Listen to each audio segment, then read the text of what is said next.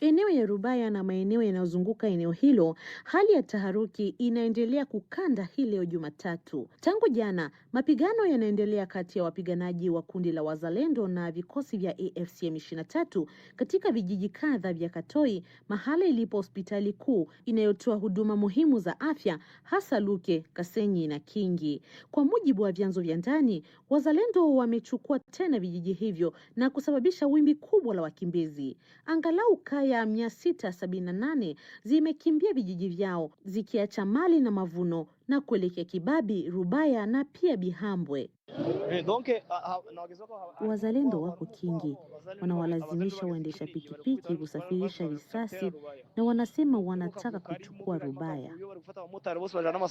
Katika harakati za kukimbia, familia nyingi zimetengana. Kibabi Buporo, angalau watoto 5 wamepatikana peke yao bila habari za wazazi wao, kulingana na vyanzo vya ndani. Kwa mujibu wa shirika ya kiraia la Rubaya, kwa sasa kuna utulivu wa muda mfupi, lakini hofu imejaa kila mahali. Clovis Mafare, mwanamemba wa shirika la kiraia ya Rubaya, amesema ni taharuki ya jumla, si Rubaya tu bali pia Ngungu na Kingi. Kuna utulivu wa muda mfupi unaoonekana, lakini kuna majeruhi wengi. Wazalendo wako karibu sana na Rubaya katika maeneo ya Runigi, Ngokwe na Kingi. Eleweni kwamba kila mahali kuna hofu. Tangu asubuhi kuna uhamaji mkubwa wa watu. Jana usiku pia kulikuwa na watu wengi wakikimbia, lakini hatujui kama walikuwa wanajeshi au raia waliokimbia vita.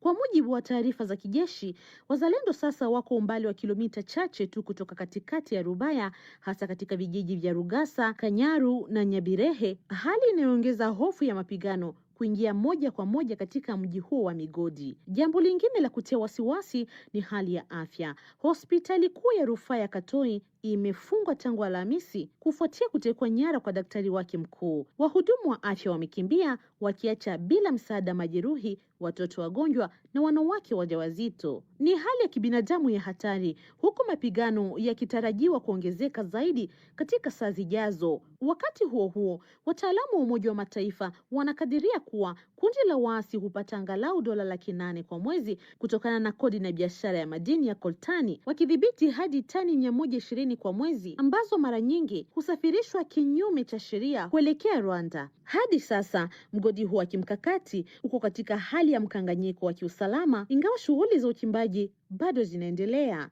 Ruth Alunga, DW, Goma.